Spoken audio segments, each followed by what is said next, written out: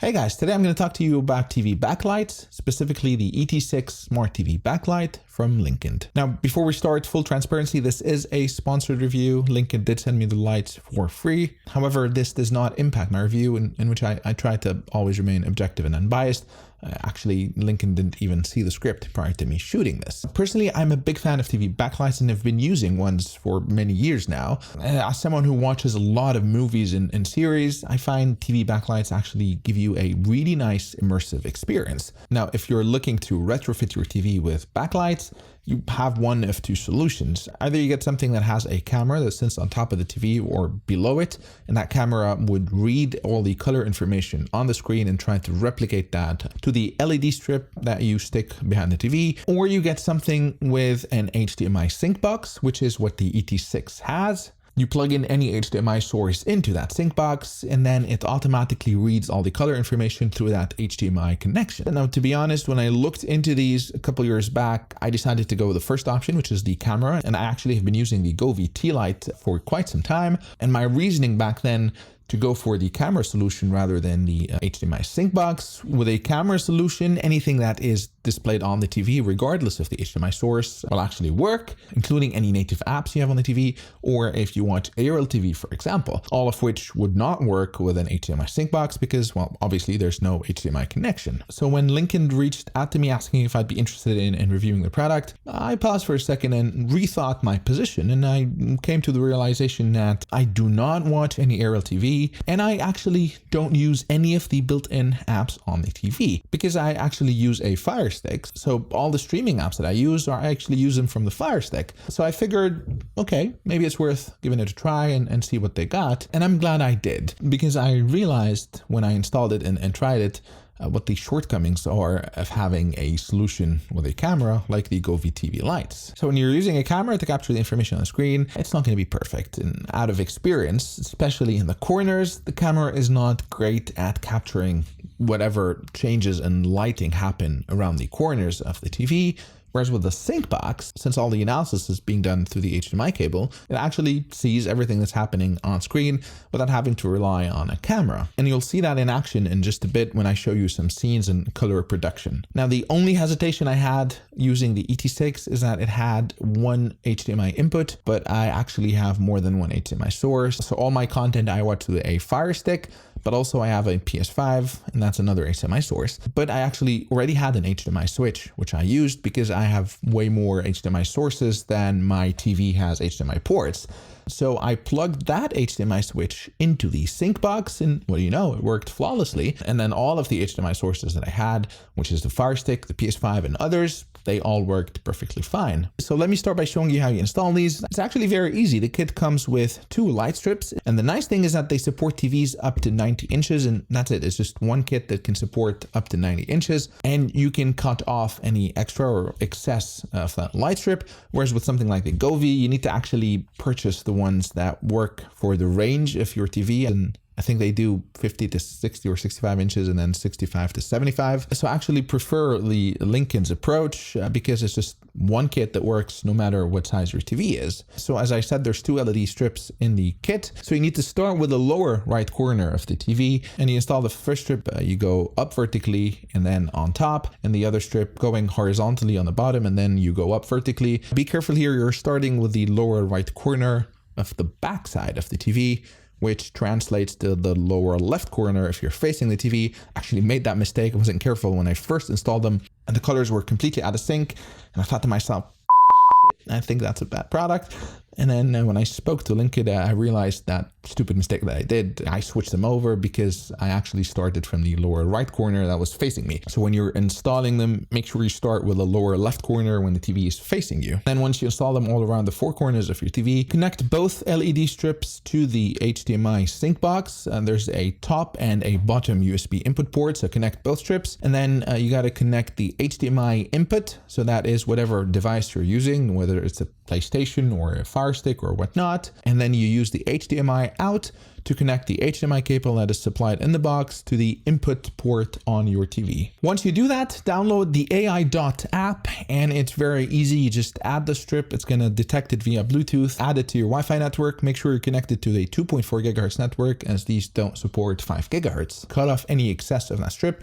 Or if you don't want to cut it off, you really don't have to. You can just leave it out there.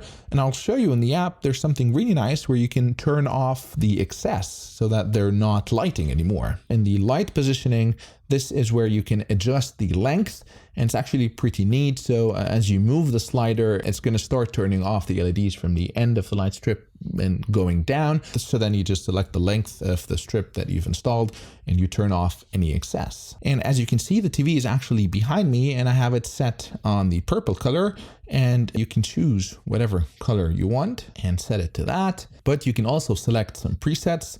So there's a Christmas preset that you can see behind me. There's also a meteor one. There's a spotlight. There's romance. So there's a couple of presets. You can also select music. So this uses a microphone to synchronize the lights on the music beat. And you have a few different ones from energy, roll, and rhythm. Once you hit play, now there's no music playing, but it can detect my voice, as you can see, and it's synchronizing with my voice. And then what I think the main use is, at least for me, is TV Sync. And this is where it synchronizes the colors according to whatever content you're watching. Now here it says it cannot sync with the TV because obviously the TV is turned off. But once you do turn it on, it's going to detect that HDMI signal and it's going to start synchronizing, as I will show you. Now I'm going to start showing you this in action, the color reproduction, the accuracy, as I tell you more about these. So they do have precision HDMI sync and what they call LumiSync AI tech, which makes sure to adjust the lighting effects seamlessly and dynamically and with no latency based on the scenes on the screen. And you'll see that in action in just a bit when I show you an actual scene from a movie. Now notice the color reproduction when the wheel is turning, and especially when there are multiple colors, it's really remarkable. And this is exactly where I think this performs much better than a solution with a camera. And I can actually show you overlaid with the Govee, which is the camera solution. Notice the corners, and especially where that color wheel starts rotating. And notice how much more accurate the Linkind 6 are compared to the Govee, which struggles to always capture the fast changing lights, especially around the corners.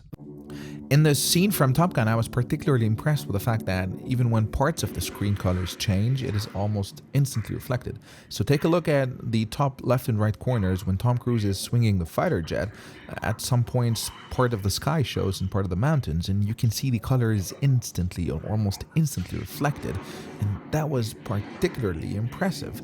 Look at it now, you can see the mountain colors and the sky colors, and it's shifting almost instantly between the two.